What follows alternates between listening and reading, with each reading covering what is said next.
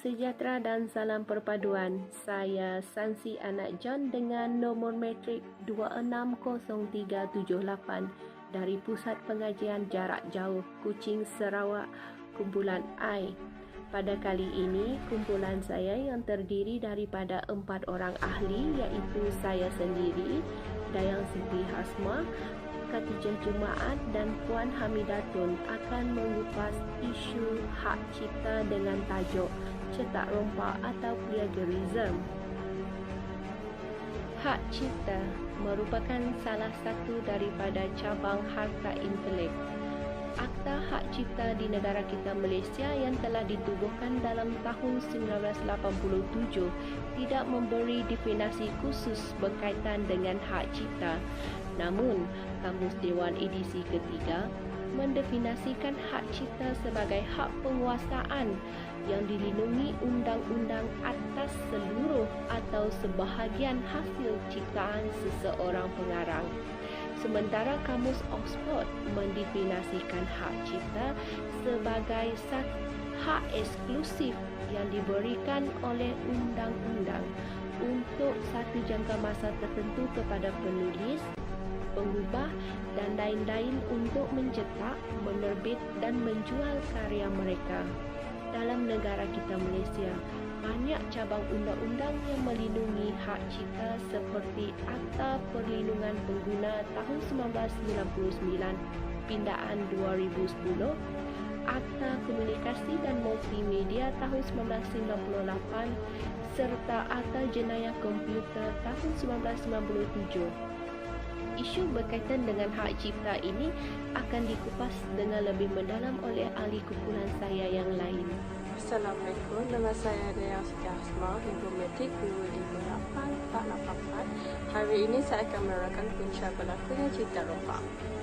Salah satu punca utama yang menyebabkan masalah ini masih berkeluasan di negara ini ialah harga produk atau barangan cipta rompak yang jauh lebih murah daripada barangan tulen. Lazimnya, barangan cetak rompak seperti VCD, CD, perisian komputer dan sebagainya dijual dengan harga yang lebih murah kerana mereka yang terlibat dalam pengeluaran barangan ini hanya memerlukan kos yang rendah dan tidak perlu membayar bayaran royalti kepada pengeluaran asal barangan tersebut. Apabila kos pengeluaran yang murah, maka produk cetak rompak juga dapat dijual dengan harga yang murah. Sebagai contohnya, mengikut harga pasaran, para pengguna dapat membeli 3 keping CD dengan hanya RM10. Jika dibandingkan dengan harga CD yang asli, pengguna perlu membayar 2 kali ganda daripada harga 3 keping CD cetak rompak tersebut semata-mata hanya untuk membeli sekeping CD asli sahaja. Fenomena cetak rompak seperti ini dapat memberi peluang kepada golongan berpendapatan yang rendah untuk membelinya dengan harga yang murah. Bagi pelajar yang belum lagi mempunyai pendapatan tetap, mereka juga mampu membeli barangan cetak rompak. Apatah lagi golongan remaja ini mempunyai minat yang lebih tinggi untuk menikmati filem-filem sensasi maupun muzik cita rasa golongan ini sehingga sanggup untuk membeli barangan cita rompak tanpa memerlukan menghabiskan wang yang lebih untuk membeli barangan yang asli. Perjualan barangan cetak rompak di tempat-tempat terbuka menyebabkan masalah cetak rompak ini masih belum diatasi sepenuhnya. Perjualan cetak rompak ini biasanya dijalankan di tempat-tempat awam seperti pasar malam, di kaki lima, pasar raya dan sebagainya. Sebenarnya, perkara inilah yang menyebabkan kegiatan cetak rompak masih terus terjadi, ditambah lagi dengan sikap para pengguna yang mempunyai tahap kesedaran yang rendah mengenai hal-hal berkaitan intelek. Baiklah, saya akan serahkan kepada rakan saya untuk menerangkan topik yang seterusnya. Sekian, terima kasih. Assalamualaikum warahmatullahi wabarakatuh. Saya Khatijah binti Jumaat, matrik nombor 259907. Pada hari ini saya akan membincangkan tentang kesan berlakunya cetak rompak. Kesan berlakunya cetak rompak ada 5. Yang pertama, merugikan pihak pengeluar yang sah. Contohnya, mereka dan pencipta tidak dapat menikmati hasil mereka selepas bersusah payah menyediakan barang-barang yang original. Syarikat-syarikat yang memasarkan barangan original juga mengalami kerugian. Impak negatif yang ketara dalam masalah ini ialah mereka dan pencipta yang sah, usaha dan titik peluh mereka tidak mendatangkan keuntungan disebabkan adanya cetak rompak. Okey, yang kedua, iklim pelaburan Malaysia akan terjejas. Pengusaha teknologi maklumat tidak mahu melabur di Malaysia sekiranya masalah ini semakin berluasa.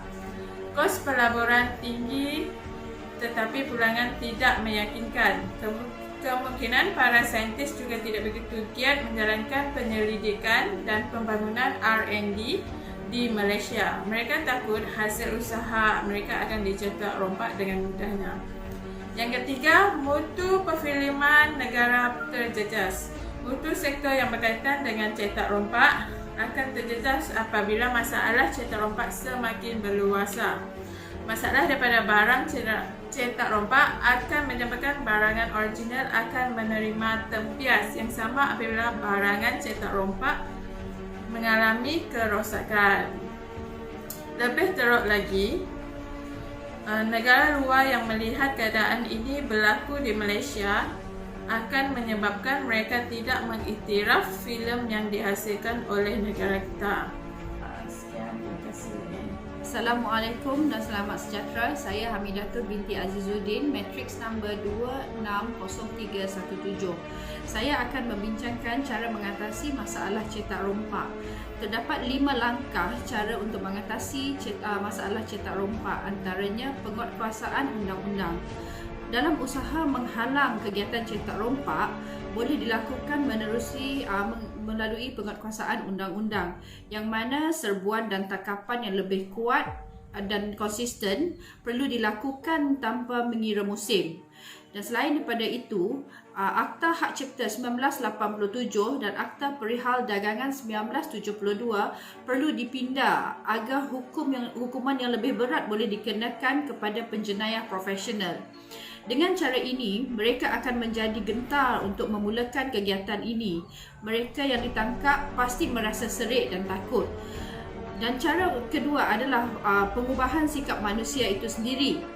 Wujudkan kesedaran di kalangan anggota penguatkuasa dapat menyekat gejala cetak rompak dengan lebih berkesan.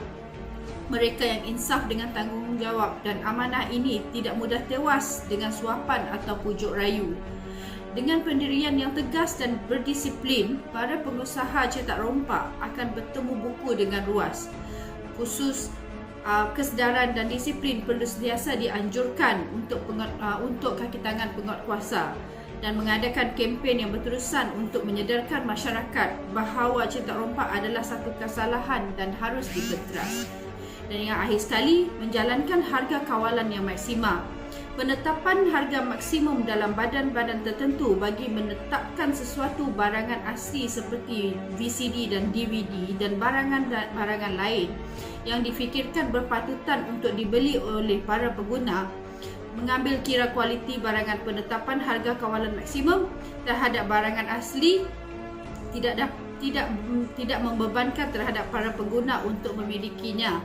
Walaupun penetapan harga barangan asli tidaklah semurah harga barangan cetak rompak, pengguna perlulah sedar bahawa kualiti barangan asli adalah lebih baik dan memutu berbanding dengan barangan cetak rompak.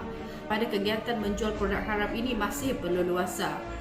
Selain pada itu, membina pusat pencetakan di dalam Malaysia. Langkah yang dicadangkan untuk mengurangkan masalah ini ialah dengan membina pusat pencetakan di dalam negara. Mencetak di dalam negara akan menurunkan harga barangan tulen. Harga yang berpatutan akan menggalakkan pembeli memilih barangan tulen berbanding dengan barangan tiruan. Kos yang tidak membebankan akan menyatakan mereka akan mengalami kerugian. Harga yang rendah tidak dapat memberi keuntungan yang setimpal dengan pelaburan mereka. Dalam jangka masa yang panjang, langkah ini tetap tidak merugikan. Hal ini kerana jumlah penjualan akan meningkat dan keuntungan juga akan meningkat. Dan yang akhir sekali, menjalankan harga kawalan yang maksima. Penetapan harga maksimum dalam badan-badan tertentu bagi menetapkan sesuatu barangan asli seperti VCD dan DVD dan barangan lain yang difikirkan berpatutan untuk dibeli oleh para pengguna, mengambil kira kualiti barangan. Penetapan harga kawalan maksimum terhadap barangan asli tidak membebankan terhadap para pengguna untuk memilikinya.